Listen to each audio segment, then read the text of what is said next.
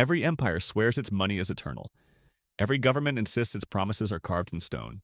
And every single time, without exception, history laughs in their face. From Rome's silver collapse to revolutionary France's paper nightmare, from the Confederacy's worthless graybacks to Lebanon's frozen bank accounts last Tuesday, people wake up to discover their life savings have become a historical footnote.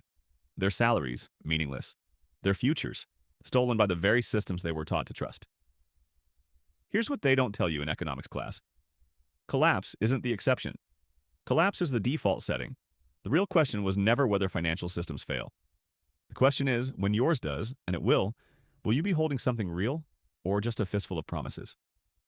This is The Financial Historian, where the only thing more dangerous than ignorance is the illusion of safety. And today, we're decoding the survival playbook written in blood, panic, and the ashes of civilizations that thought they were different. Right now, you're making the same mistake that ruined millions before you. You look at your bank balance, you see numbers, you feel secure. But those numbers aren't wealth. They're not even real. They are collective hallucination, a shared agreement that only exists as long as everyone believes it does. And when that belief shatters, the numbers don't just shrink, they evaporate. Money is not bedrock. Money is trust frozen in time. And trust, real trust, can melt faster than Arctic ice in July. That's why history isn't just useful. It's a survival manual written by the dead for those smart enough to listen. Every collapse leaves behind forensic evidence, patterns of what protected wealth and what turned into dust. And if you decode those patterns, you'll notice something disturbing. The survivors weren't the most loyal, they were the first to doubt. Let me show you what I mean. The Byzantine Empire, Rome's eastern child that somehow survived a millennium after the West, collapsed into barbarian kingdoms. At its economic heart, the solidus, a gold coin so trusted that from Baghdad to London, merchants accepted it without question. For 700 years, it was the medieval world's dollar. The global reserve currency before reserve currency was even a concept. But here's where it gets interesting and tragic. You'd think after watching Rome destroy its own silver denarius by debasing it into worthless tin, the Byzantines would have learned their lesson, right? Wrong.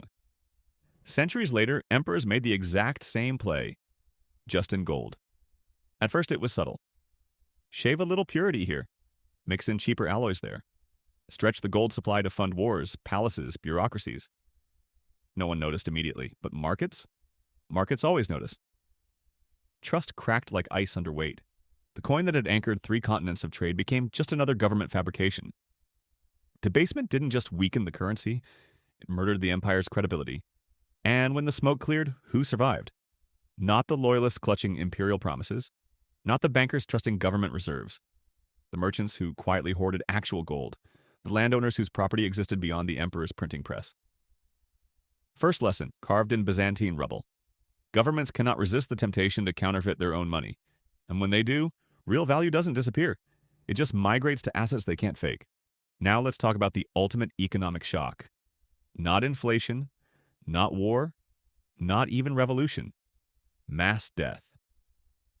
Between 1347 and 1351, the Black Death killed up to half of Europe's population. Cities became graveyards. Villages vanished overnight. Trade routes collapsed.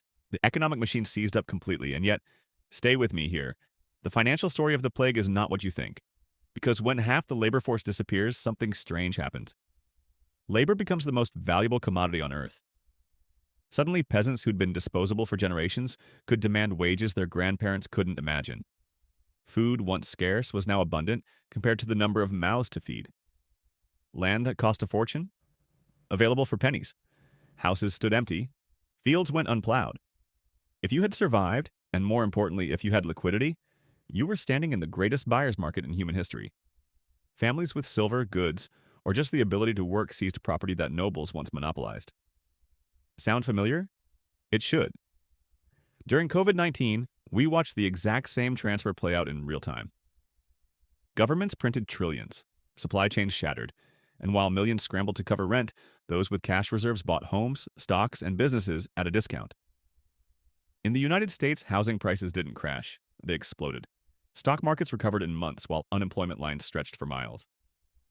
The pattern is carved in plague pits and Federal Reserve balance sheets alike. Pandemics don't destroy wealth. They redistribute it. From those caught off guard to those holding reserves, history doesn't comfort you, but it does arm you. Crises reward liquidity. They punish assumptions of stability, and they create opportunities that vanish the moment everyone else figures out the game. Let's jump forward to Renaissance Florence. The 1340s, Europe's financial capital, home to banking dynasties so powerful they made modern hedge funds look like lemonade stands.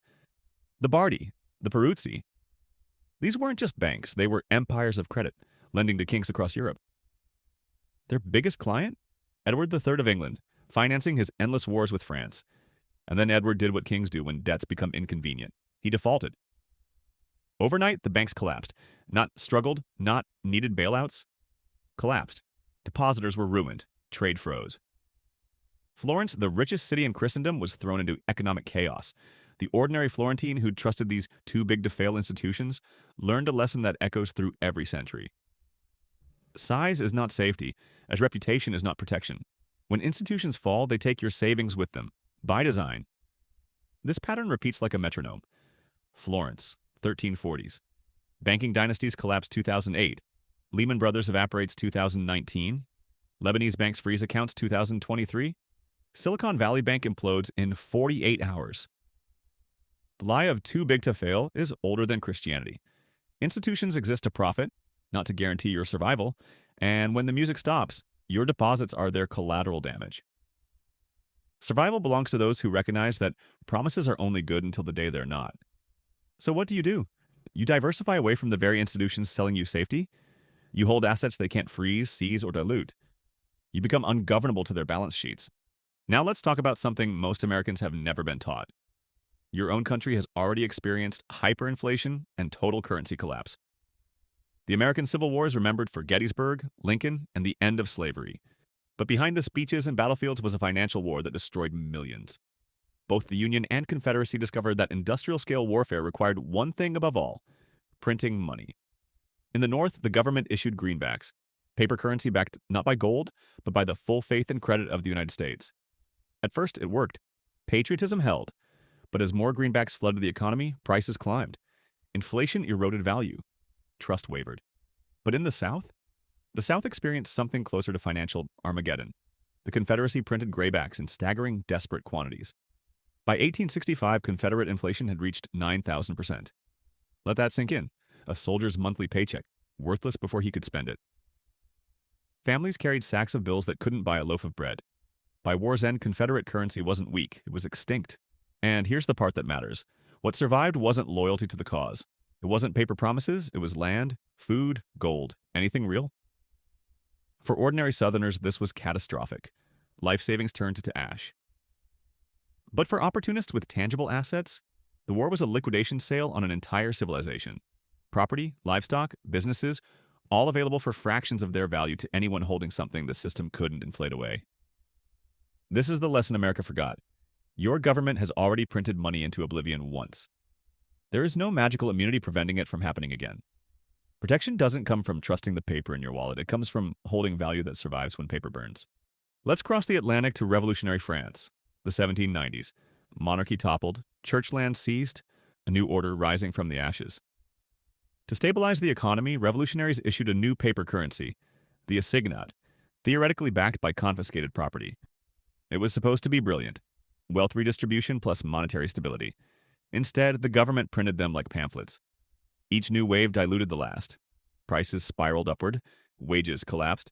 Soon, farmers refused to sell food for paper, demanding silver or barter instead. In Paris, bread riots returned. The revolution began devouring itself. Who survived? Not the patriots clutching assignats, the ones holding food, gold, land. The Parisian shopkeeper who trusted revolutionary promises learned the hardest lesson in economics. Noble intentions don't back currency. Scarcity does. When trust breaks, your savings don't shrink. They vanish into historical footnotes. Fast forward 200 years. July 1997. Thailand. A speculative attack on the Thai baht triggers what becomes the Asian financial crisis. Thailand had borrowed heavily in dollars. Confident its currency peg would hold forever, it didn't. When the peg broke, debts denominated in foreign currency became unpayable overnight. Investors fled. Currencies across Southeast Asia, Indonesia, Malaysia, South Korea, collapsed in a domino effect. Economies shrank by double digits. Unemployment exploded. Governments begged the IMF for rescue. The people who suffered most, not the hedge funds who sparked the panic, ordinary citizens whose savings evaporated, whose mortgages doubled, whose jobs vanished. But the pattern was ancient. Those holding dollars or assets abroad survived. Those trusting local currency and domestic institutions were wiped out. What looked like a regional crisis was actually a global wealth transfer, from Asian savers to Wall Street vultures buying assets at fire sale prices. The lesson, echoing from Byzantium to Buenos Aires, debt in someone else's money is a death sentence. When the storm hits, it's the debtor who drowns, not the creditor. Let's talk about something that should terrify you, because collapse isn't ancient history. It's happening right now. Between 2019 and 2021, Lebanese banks did something that still feels impossible to Westerners. They locked the doors. Citizens woke up to find deposits frozen, withdrawals limited to pocket change, and their currency collapsing by 90% plus. A lifetime of savings? Gone. Doctors, engineers, middle-class families. Anyone who trusted the system was financially executed. People lined up outside banks begging for their own money, only to be told, it's gone. Not temporarily unavailable. Not restricted. Gone. The survivors? Those who had diversified abroad, held gold, kept cash outside the banking system. Everyone else was trapped. If this sounds distant, it shouldn't. 2008, American homes repossessed while banks got bailouts. 2020. Trillions printed, inflating assets for the wealthy while wages stagnated. 2023. Silicon Valley Bank, Signature Bank, collapsed in 48 hours. The illusion of safety is maintained right up until the second it isn't. So how do you protect yourself when the machine breaks? History gives us not one answer, but a pattern recognition system. In Byzantium, hold real gold, not government promises. After the Black Death, liquidity to buy distressed assets in Florence. Never trust too big to fail. In the Confederacy, hard goods over paper. In France, food and property. In Asia, avoid debt in foreign currency. In Lebanon, get out of institutions before they close the doors. The variables change. The theme is constant. Survival doesn't come from blind trust in paper or institutions. It comes from recognizing what holds real value when illusions collapse. But here's the paradox that should wake you up at night. Collapse is both tragedy and opportunity. For the unprepared, ruin. For those with resilience, liquidity, or assets that can't be printed, the greatest buying opportunity of their lifetime. After the Black Death, peasants became landowners. After 2008, cash holders bought homes while millions were foreclosed. History shows us that protection isn't just defense, it's positioning yourself to acquire what others are forced to surrender. But wealth isn't just what you own, it's what you can do. The survivors of history weren't just those with gold or property, they were those who could create value when others couldn't. The baker who could still provide bread, the craftsman who could repair tools, the farmer who could feed a community, the merchant who could move goods across borders. These people didn't just survive collapses, they rose in them. Because in every crisis, money loses meaning, but production never does. People still need to eat, to build, to trade, to live. And those who can meet those needs are never poor for long. That's the deeper protection.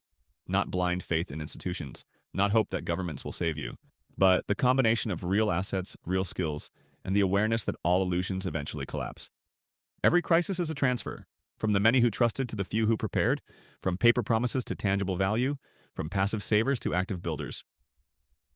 History has shown this pattern in Byzantine gold, French bread riots, Confederate ashes, and Lebanese bank lines. The question is not whether everything falls apart. It always does. The question is whether you'll be one of the many left holding promises or one of the few holding something real. History doesn't repeat, but it rhymes in the key of ruin. And if you ignore it, it will crush you all the same. If this rewired how you see money, hit subscribe, because history has the answers. I'll show you where to look.